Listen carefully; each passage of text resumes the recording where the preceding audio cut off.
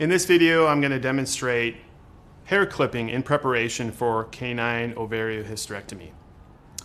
We have a canine cadaver to help us with this demonstration. And the first step is I'm going to make sure that I have my lab coat on, because as I clip, it's going to create a lot of loose hair that fly around, and I don't want my scrubs to be covered in hair. I want to use clippers that are well lubricated and sharp. And this is typically done either after the patient's been pre-medicated or after anesthesia.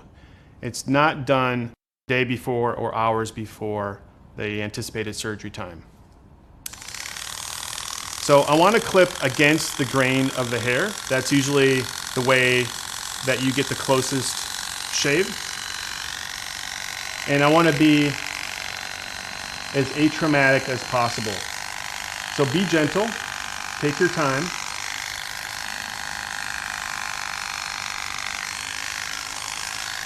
And if you find that you're making marks,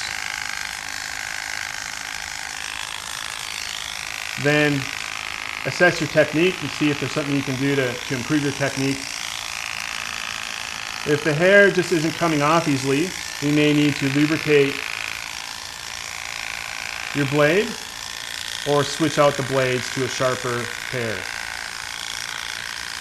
As you do this, periodically feel the blade, make sure it's not getting too hot. If it is getting too hot, switch it out for another clippers, a cool pair.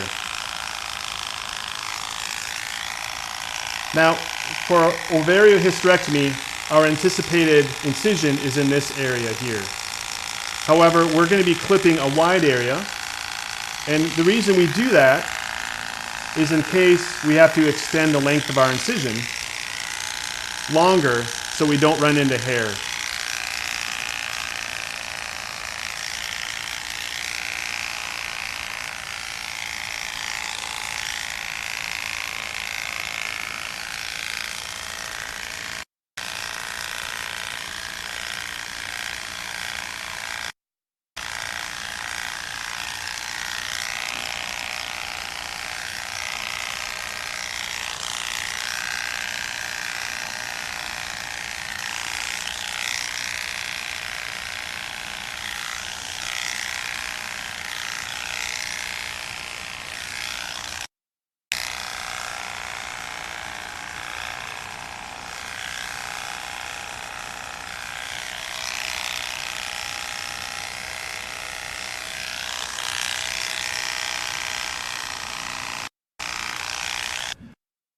The clipping, and you'll notice the landmarks for the borders of my clip are the thyroid and the pubis, and then several lateral to the teats for ovariohysterectomy.